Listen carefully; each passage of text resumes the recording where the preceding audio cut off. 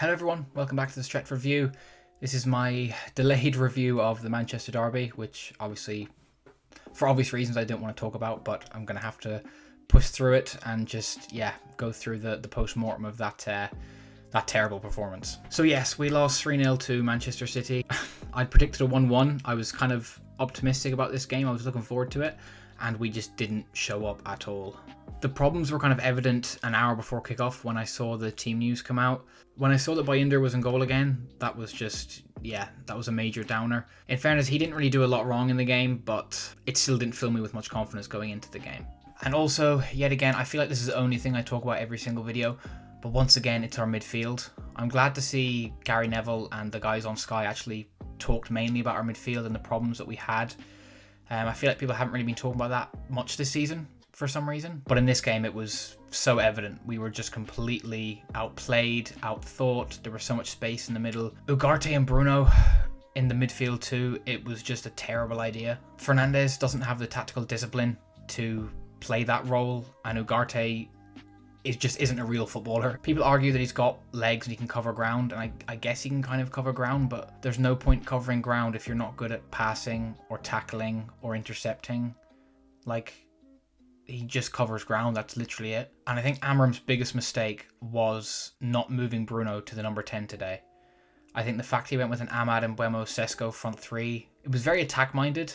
So on one hand, I'm kind of like, okay, give him a bit of credit for he's actually looks like he's going for the game, but when you lose 3-0, it just looks so naive. Looking at our squad and the players we had available, it seemed so obvious that we would play Bruno in the front three and drop Casemiro or Mainu in beside Ugarte.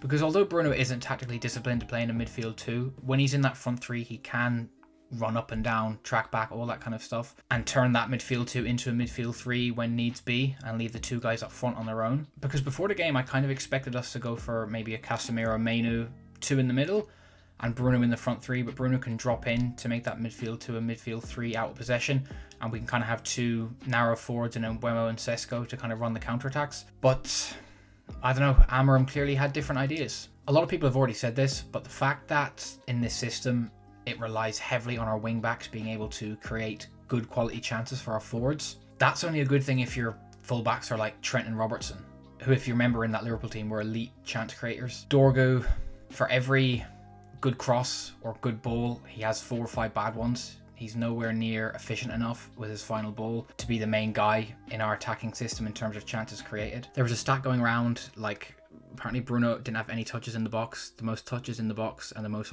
goal creating actions were by Dorgu. Some people are saying that's just the way his system works. But if your system relies on your fullbacks to be the main chance creators and your fullbacks are Mazraoui and Dorgu, you're not going to go very far, I don't think. Our defence today was so bad. For the first 4 or 5 games of the season, I actually don't think our centre-backs have been that bad at all. I think they've actually been pretty decent for most of the time. There was a shaky few minutes in the second half against Burnley where they looked vulnerable.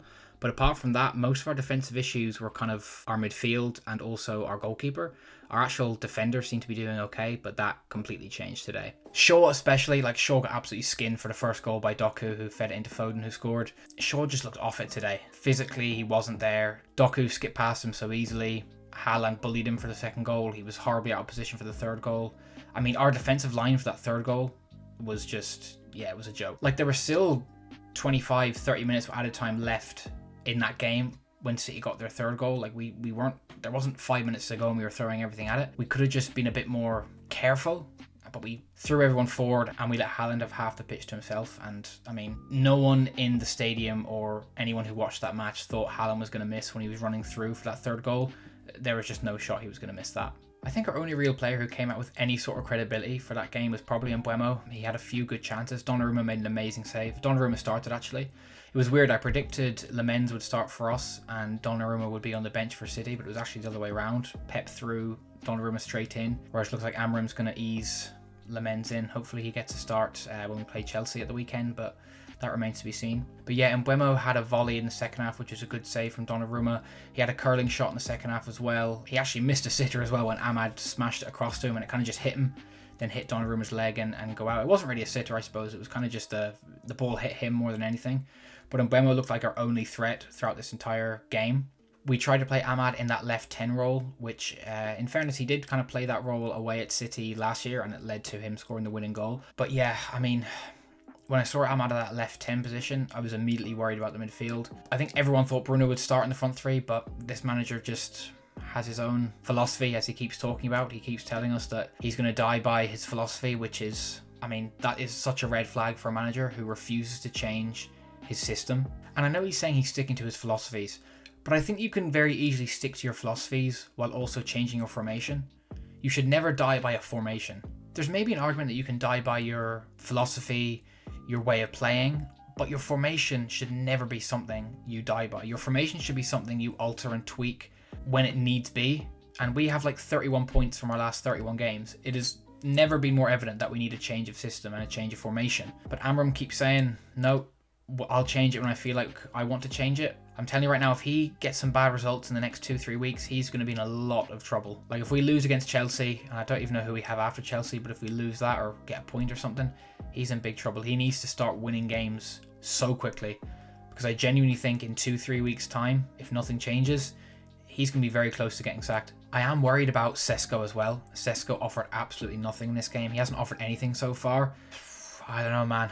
Everyone needs to start playing better, but especially your 75 million striker. He's looking like Højlund in the sense where he would just go completely missing in games. He wouldn't touch the ball. He does still look a physical threat though. There's a few headers he won against Diaz in the first half, which was nice to see, I suppose. A couple of balls that Højlund would have never won against Diaz probably, but he's got to start showing a bit more. I understand in this game, obviously we're playing against a good City team. We got this system that clearly isn't working for anyone. We got players playing in positions they usually wouldn't play in. But yeah, it's still a really disappointing game. And I know City obviously took their foot off the gas a bit when they went 2-3-0 up, but we saw when Mainu came on, he was actually, along with Mbeumo, probably our best player in the entire game. And Mainu only played like just under half an hour, and he had a nice nutmeg. He was winning his duels. He was keeping the ball under pressure. He was progressing the ball well. And pretty much all the chances we created were when Mainu came on the pitch. When we had Ugarte and Mainu in that too for 10-15 minutes and Bruno pushed up a bit, we looked a lot more natural in that regard.